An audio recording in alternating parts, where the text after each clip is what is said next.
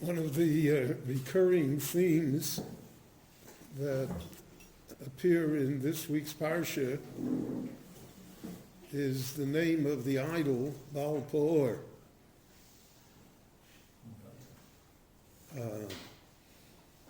We do not find in the Torah names of idols.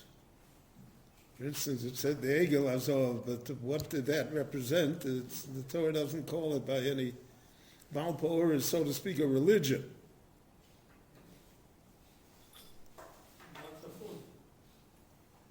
And because of that, the Medrash said Vaeschanan and Baal-peor are the same. Because of that, the Torah says, Ki kol ish asher halach acharei Baal-peor yishmido Hashem Elokecha. Those who went after Baal-peor eventually were destroyed.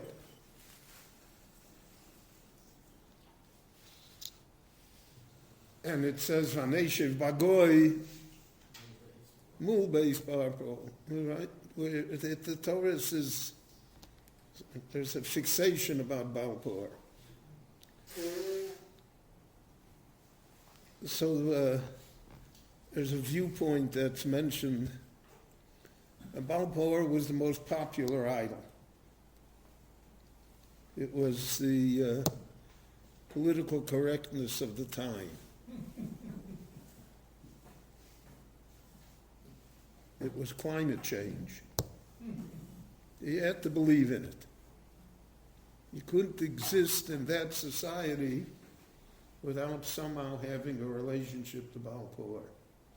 And we find that therefore the women of Midian, when they seduced the thousands of Jews and brought about the plague amongst the Jewish people, after following the advice of Bilam, so the idol that they said, we will submit to you, but first you have to worship Baal-peor. So Baal-peor was a dominant theme. It was the central idol that they dealt with. Now we have later in the Tanakh that, for instance, the Philistines had the idol Dagan. But those were, so to speak, localized gods, who even those who believed in them didn't feel that those gods had any power outside of their locality. But Baal-peor is a wide-ranging God. You know, like at the time of the Greeks, when the Greeks introduced their gods. So wherever they went in the world, those were the gods, Zeus, Apollo, etc. And when the Romans came, so then it was Jupiter, Mars. The idea of a God that dominates more than one place. And therefore, the Jewish people somehow are very susceptible to this. They fell at the women of Midian, and the fact that Moshe has to repeat it here again. The Ramban says that the reason much of what is repeated here in Chumash Dvorim is because of the fact that it needs repetition, because the people are weak. The Barbanel says that too. Moshe has to re-emphasize what should be obvious. And therefore that's why he says here, Kol ha'ish asher halach acharei Baal-peor yishmido Hashem Elokecha ve'atem adveikim b'Hashem Elokechem chayim kulchem hayom. So Moshe is making the point. Don't be seduced.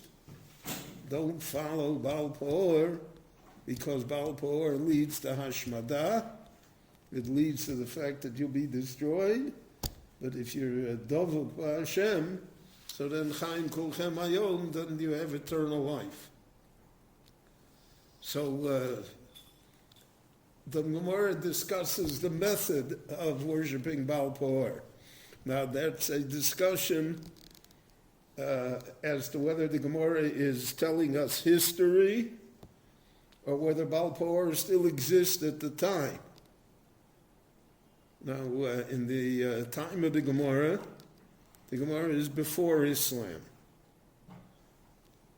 before monotheism is in the Middle East. And because of that, for instance, I'm sure you'll all recall when the Taliban took over in Afghanistan, there were two great idols that had existed for thousands of years, were 30 meters tall, and the United Nations proclaimed them to be a World Heritage Center. And the Taliban blew them up, destroyed them. But this was the prevailing idol at the time of the Talmud. The Talmud is living in an idolatrous period. In Eretz Yisrael, they're living with the Romans, who were pagans. And in Bavel, they're living with people in Bavel who are pagans. So when the Gemara discusses Baal Peor, there's a strong opinion that they are describing their times. They're not just saying what once was, they're saying what is. And the Gemara calls it peor lepeor, because one of the ways that Baal Peor was worshipped was especially, how shall I put it? Not nice. They defecated in front of the idol. Now that was meant to show the mastery of the idol over the human being. And that, so to speak, the mastery was such that there could be no shame in front of the idol. But we're talking about people that were intelligent. You're talking about people who were literate. And talking about people who created their own civilization. So how could such a thing be? So we look at it and say, Muzar Ma'od, right? It's beyond our ken of understanding. And just as people will look back at our generation and at things that go on, and they'll say, how could they have been like that? How could people be like that? So silly and so petty and so stupid, and to believe in all sorts of fictions. And in our world, it's very easy to create fictions. We're well aware of that. So that there's almost no dividing line that we can discern between what is really true and what is really made up. Just made up whole cloth. So that's human nature. The human nature is that we're influenced by the society that we live in, a general society. And that we cannot, so to speak, divorce ourselves from it. Cannot say that it doesn't exist. And because of that, therefore, Baal Peor can exist. Not only can exist, people can believe in it. It has a place. And the Meforshim point out really something even more, that because of the fact that there was a civilization. In other words, if everybody would have been primitive, and nobody knew how to write, and nobody knew how to read, and there was no Socrates, and there was no philosophy, and there was nothing, so then we could say, what did they believe in it? But there is a Socrates, and there is a civilization, and there is a philosophy, and there is art and architecture and music. All of that is. So then if that can be, so then the Baal Peor can also be. Because Baal Peor is part of it. We, in my opinion, we're living in certainly the post-Christian era. as far as the Catholic Church is concerned, has been enormously weakened in our time. It's not what it once was. It once dominated the world. Today it doesn't. Today, I was in Europe for 10 days. I mean, Sunday in Europe is nothing. Nobody goes. Doesn't exist. It's all gone. So then the question is, how come for 1,500 years it wasn't all gone? Why, why did it command such faith and life and death and power and wealth and world domination? Didn't people think it through then? Now all of a sudden we're smarter. And now we know that it's all baloney? And so the answer is that is human nature. That's the society. That's the influence that exists. Chazal say, Kol mi she'ein lo busha, someone who does not have a sense of shame, it's a raya shelo omdu raglei avosav Har Sinai. That they weren't at Har Sinai. So what does that mean? Whether the person has a sense of shame or not a sense of shame, what's that got to do with Har Sinai? So some Sofer says here a brilliant insight. They come to Har Sinai. Everybody is shouting Nasev v'nishma. Great, Moshe has given the Torah, bringing it down. We want it. In fact, he's bringing one, we want two. So he says, everybody said Nasev v'nishma. There are people that say, who needs it?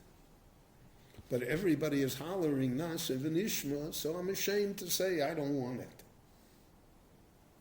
It's an embarrassment for me to say, everybody's saying, okay, so I'm also saying Nasev v'nishma. So there were people that said Nasev v'nishma out of busha, out of shame, not out of any conviction. So the Chassam Sofer says that since all the neshamas were present at Har Sinai, so he said over all the generations, over all the centuries, those who really didn't want the Torah, they drop out. God gives them their wish, they drop out. Because they only accepted it out of a sense of busha, not out of a sense of commitment. And he says just the opposite. By the ego. Everybody's hollering, Eile Elohecha Yisrael. Oh, great, the ego, look at that. Aaron made it in gold. Eile Elohecha Yisrael, Asher Tzitzicham Eretz Mitzrayim. He took you out, okay, great. Everybody's in favor of the ego. Not everybody. But out of busha, so they say also, I'm want the ego. So he says that's where Bali Tshuva come into the world. They're in the Shomas. They were there. They really didn't want the ego. So the Baal Shem gives them a chance that they don't have to be with the ego. They can be with the Torah. And then he says the final point regarding Gerim. So it says that Moshe asked, the Baal Shem asked, do you want the Torah? You don't want the Torah? So they said, no, it says Lo Signov, it says, we don't want any of that. Everybody said they don't want it. There are fine non-Jews in the world too. There are people that appreciate the morality of the Torah. But everybody is hollering no, so he's ashamed to say yes. So over the generations, those that really wanted to say yes, so they become Gerim. That's what he says. It's his parish in Megillas Rus. It's remarkable insight. But that's the power of society, for good or for better. And therefore, Kol Isha Sheholach Acharei Baal Peor, Moshe says, you should know Yishmiru Hashem Elokecha. Don't be fooled. And it should be Vatem Advekim B'Hashem Elokechem Chayim Kulchem Hayom. Vaeschanan ben Akash Omer Rotza Kodesh Baruch Hu L'Zakos Yisrael V'ficha Chirbo Lahem Torah Mitzvot Shenemar Adonai Chavei Tzamam Tzidko Yagil Torah V'Yadir.